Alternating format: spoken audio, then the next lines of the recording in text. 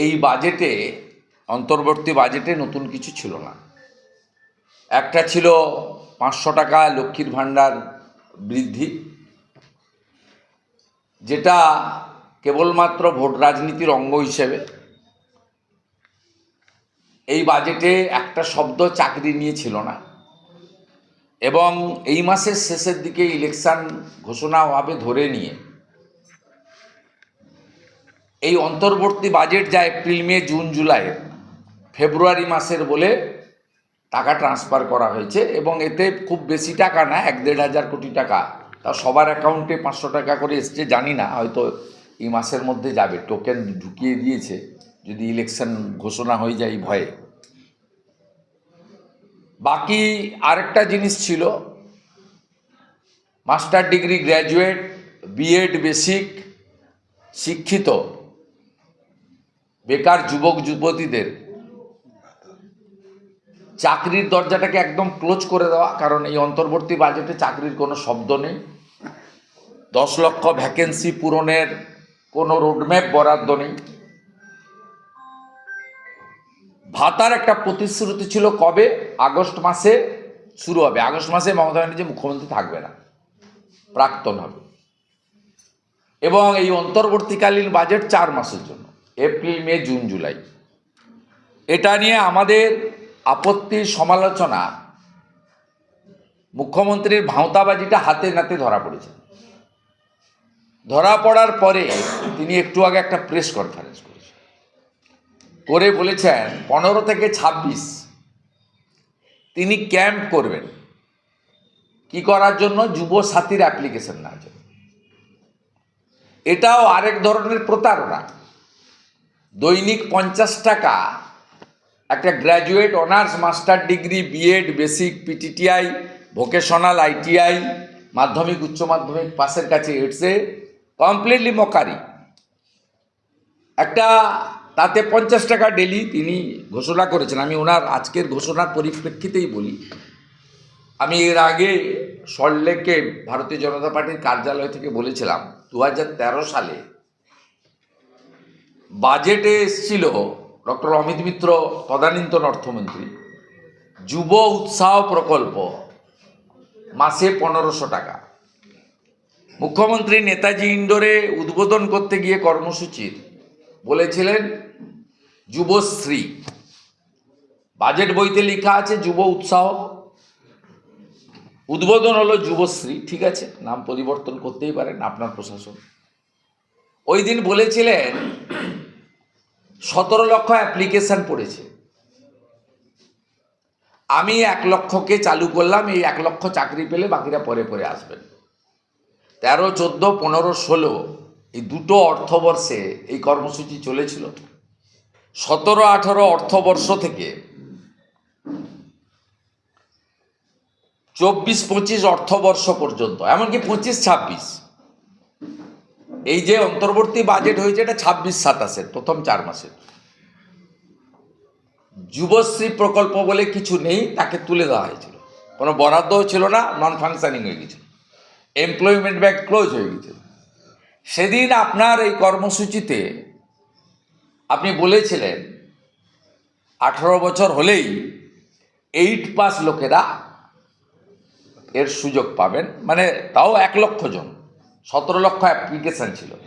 2 বছর চালিয়ে বন্ধ করে গোটা রাজ্য জুড়ে শিক্ষিত বেকার যুবতীর যে জনরোষ, আইপ্যাক আপনাকে রিপোর্ট করেছে, পুলিশ আপনাকে রিপোর্ট করেছে, যে মানুষ মরিয়া আপনাকে সরাবে। নির্দেশ দিয়েছে, তারপর যে এই তালিকাটার কথা আপনিও বলছেন, আসলে বলিনি, দেখিয়েছি আমি। হ্যাঁ, একবারে মমতা বন্দ্যোপাধ্যায়, আমি একটা নদিয়া জেলায় দেখিয়েছি কিরকম ফ্রড করেছে। 536 থেকে 856 লিস্টটা দেখুন, সিরিয়াল নম্বর। রিটায়ার করে গেছে, তার নাম দিয়ে দিয়েছি। কন্টেম্প্ট হবে তো, মমতা ব্যানার্জি রেডি থাকুন, কন্টেম্প্ট করবো আমরা। উনি কি সর্বস্তরে নিজের লোক ঢুকিয়ে রেখে একাধিপত্য? সর্বস্তরে মিথ্যাচার, দুর্নীতি। আমাদের এমনি ঘরোয়া আলোচনাতে 420 বলা হেরে পাচ্ছে। অগস্টের বদলে এপ্রিল থেকেই পর হুমায়ুন কবিরের মেয়ের যে শ্বশুর বাড়ি রয়েছে সেখানেও এরকম ভাবে জমি জমা, তারা মোটামুটি ব্যাংক অ্যাকাউন্ট ফ্রিজ করা হয়েছে। হুমায়ুন ও তার 2 মেয়ে, তারা বলছে যে তারা তো তৃণমূল ওই চ্যাম্পিয়ন এসপি পাঠিয়েছে, ওনাকে পাঠিয়েছে এগুলো করার জন্য, ওনাকে গ্যারেজ করে দিয়েছিল, সিআইডি না কোথায় ঢুকিয়ে দিয়েছিল। ও মনে হয় বলেছে যে ওকে টাইট করে দেবো। ও করুন, হুমায়ুন সাহেব তার লড়বে, আমাদের কোনো স্টেক নেই। এর সব তৃণমূলের এই টিম বি টিম, আজকে এসব ওখানে মুসলমান ভোট বিজেপিকে দেয় না, আর আমাদের লোকও নয়, আমরা উই আর নট ইন্টারেস্টেড। ওগুলো সব মিম বলুন আর হুমায়ুন বলুন, সব সব তৃণমূলের এই টিম বি টিম, ওদের সেকুলারিজমের নামে মৌলবাদকে স্থাপন করা গ্রেটার বাংলাদেশের এজেন্ডা, আর অন্য কিছু না। তো নিজেদের লড়াই নিজেরা করুন, আমাদের এর থেকে দূরে রাখো। দাদা অগাস্টের বেলডাঙ্গার ঘটনায় যে এনআইএ তদন্ত হয়েছে তাতে ইউএপিএ ধারার কথা বলা হয়েছিল, সেই ইউএপিএ ধারা যাতে সরিয়ে দেওয়া হয় তার জন্য রাজ্য সরকার সুপ্রিম কোর্টে যাবে। রামনবমীর মামলা নিয়ে আপনার কি মনে নেই? দিদেন চিফ জাস্টিস মিস্টার আপনার ছিলেন সেই সময়, আপনার আমি অ্যাপ্লিকেন্ট ছিলাম শিবপুর রিসরা আপনার ডালখোলার ঘটনায় এনআইএ হয়েছিল, সুপ্রিম কোর্টে গিয়েছিল, রিজেক্ট হয়েছে। ভালো হয়েছে তো, সুপ্রিম কোর্ট শুনুক না। জাতীয় সড়ক রেলপথ বন্ধ রেখেছিল 3 দিন ধরে, শুধু হিন্দু শর্মার হোটেল ভাঙেনি, সাংবাদিকদের ধরে পিটিয়েছে, এবং এমন এমন চ্যানেলকে ধরে পিটিয়েছে যারা সারাক্ষণ মমতা ব্যানার্জির মিথ্যাচার করে। এই জিতে গেলেন, এই অমুক করলেন, শতাব্দীর শ্রেষ্ঠ, চমক দেখালেন, ড্রামাবাজ, নাটকবাজ, তাদেরকেও ধরে পিটিয়েছেন। মহিলা সাংবাদিকও ছাড় পায়নি। দাদা যাক না সুপ্রিম কোর্টে, সুপ্রিম কোর্টে যত যাবে, এসআইআরে গেছিল বলেই তো আজকে এসআইআর নিয়ে সুপ্রিম কোর্টের ক্লিয়ার ভার্ডিক্ট চলে এলো। ইলেকশন কমিশনকে কিছু কাজ সংবিধান দিয়ে গেছে, সেটাতে কেউ ঢুকবে না, দেশের সরকারও ঢুকবে না, সুপ্রিম কোর্টও ঢুকবে না বলে দিয়েছে। মাইক্রো অবজারভার তুলতে গেছিল, মুখ পুড়িয়ে এসেছে। ভুয়া তালিকা দিয়েছে, এর জবাব দিয়ে ওদের করতে হবে। তো এটাও আমি আপনাকে বলছি, আমি তো অলরেডি ক্যাবিয়েট করে রেখেছি, ওয়ান সাইডেড স্টে পাবে না, ক্যাবিয়েট আমার করা আছে। ভারত সরকারের কথা শুনবে, সব শুনবে, শোনার পরে supreme court will take decision. আমার তো পূর্ব অভিজ্ঞতা আছে। শুধু তাই নয়, এখানে নন্দীগ্রামেও তমলুক এআরডিবি নির্বাচনে বোম মেরেছিল বিজেপির মহিলা মোর্চার নেত্রী মামনি জানা, ইনজোর্ড হয়েছিল। সেই মামলার উপরেও এরা এসএলপি করতে চাইছে, আমি খবর পেয়েছি, সেটাও দেখছি। মামনি জানা নিজেও ক্যাবিয়েট করেছে।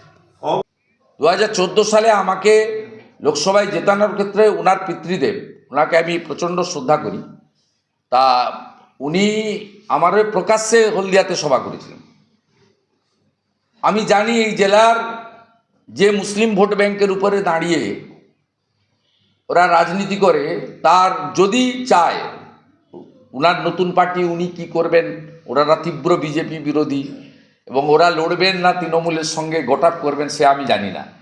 যদি সত্যিকারে সিরিয়াসলি লড়ে, তাহলে তো পাঁশকুড়া পশ্চিম, পাঁশকুড়া পূর্ব, নন্দীগ্রাম, মহিষাদল, এমনকি তমলুক, এইসব সিটে তো রুহুল আমিন সাহেবের পার্টির সঙ্গে বিজেপির লড়াই, তৃণমূল তো থার্ড হয়ে